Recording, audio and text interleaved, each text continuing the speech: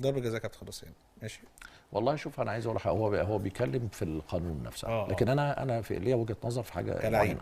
لا والله كلاعب لا. انا لما بكون مواجه بيبقى عندي رؤيه، يعني رؤيه للعبه نفسها، لانها بتيجي في جزء من الثانيه.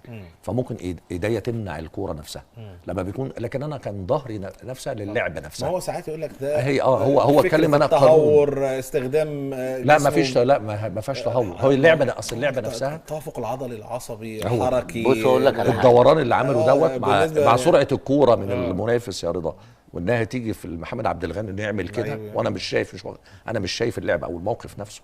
هي دي اللي انت ممكن تقول عليها، ممكن ما تحسبش. بس خلي بالك ان في 1/7 حصل تعديلات جديده احنا بالنسبه لضربات الجزاء ولمسه اليد ما قرناهاش وما سمعناش عنها، او مش حتى كمان الانديه واللعيبه ما يعرفوا. والله في 1/7 اللي فات ده حصل تعديلات كتيره قوي.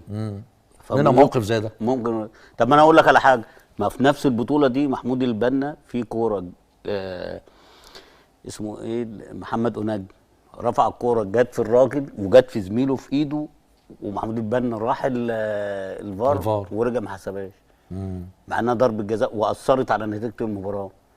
طب ليه هنا ما حسبش؟ ما احنا ما نعرفش بقى، ما انا بقول لك دي من التعديلات. انت لو خدت بالك من كلام الكابتن محمد صلاح في الاول بيقول لك ايه، لو جت في جسمه الراجل وجت في ايده ما اعرفش تبقى. انت تعرف ان انت برضه من الحاجات اللي هي المعرفه والثقافه، ان انت كمان تبقى لعيب عندك المعرفه، تبقى عندك عارف قانون. هقول لك حاجه يا كابتن، مش مهمته حقيقي، مش انا عارف، هي لازم في عمليه تثقيفيه من الاداره للعيبه. برافو كل عليك. التعديلات اللي ممكن بتحصل تبقى الناس فاهمه. انت عارف من 5 سنين كان بيجيبوا مثلا حكم طبعا لكل نادي ويقعد يقول لهم الجديد في كرة القدم. ده مهم جدا، لان في لحظه من اللحظات انت ممكن متعود على حاجه تحصل ما بتتحسبش، فجاه تلاقيها اللي مخلينا مش هنقاوح في الكلام ده ان في 1/7 تعديلات حصلت. فممكن ان انت تطلع تقول لا مش ضربه جزاء، ويجي بعد كده يقول لك التعديلات الجديده بتقول كذا كذا، يخلي شكلك وحش. طيب الماتش انتهى 4 كابتن، 4-1 للنصر خلاص.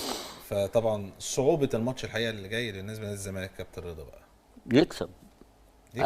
هل هيكسب؟ لا بص، ما هو الكوره ما فيها كل شيء، واخد بالك. وانا شايف النهارده لما الزمالك يكسب الفرقه دي 4-0 مع الرأفة ومضيع 5-6 جوان، ويجي النصر النهارده يبقى فيه ويخش فيه جون كمان، واخد بالك، لا يبقى الموضوع سهل.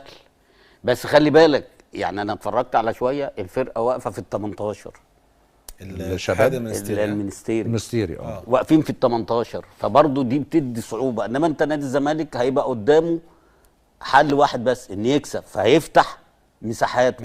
فانت ممكن بقى في الوقت ده مع نادي النصر هتفتح مساحاتك مع نادي النصر، ما امسك كريستيانو بقى وخلاص وربنا يبقى معانا. ده في ماني كمان، ما لسه بقى ما نعرفش اذا كان هيلعب ولا حتى لو لعب مش هيبقى في حالته، يعني لسه برضه ما خدش على اجواء والجو.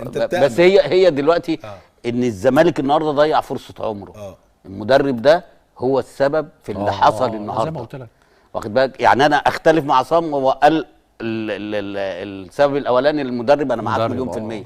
انما الثانيه الحكم ده حتى لو حكم ظلمني، ما انت الفتره الاخيره بالذات مع الراجل ده بيخسر 1 و2 ويرجع المباراه، لان ده نادي الزمالك. وانا بدي النقطتين بتوع المدرب دي 100%، وانا بدي الحكم كمان ممكن يبقى حكم تاني افضل. هتلاقي المباراه لما يبقى فيها مشاكل كتير واحتكاك كتير وتوقف كتير في المباراه، في مشاكل عند الحكم. انا ما اختلفتش معاك، بس برضه سيطره في الكوره زي ما الكابتن محمد صلاح قال لك ما فيش قرار اثر على نتيجه المباراه. هتقول لي ضربه الجزاء، خلي بالك، خلينا اتفقنا عشان القانون خلاص. لا خلي بالك، الحكم ما حسبهاش في الاول. مين اللي خلاه حسبها؟ الفار. يعني اذا هي لو من الاول الحكم اللي اداها، يبقى النيه هنا مش سالكه. انما مين اللي اداها بعد كده؟ الفار. خلاص انا ماليش فيه. طيب كابتن عصام،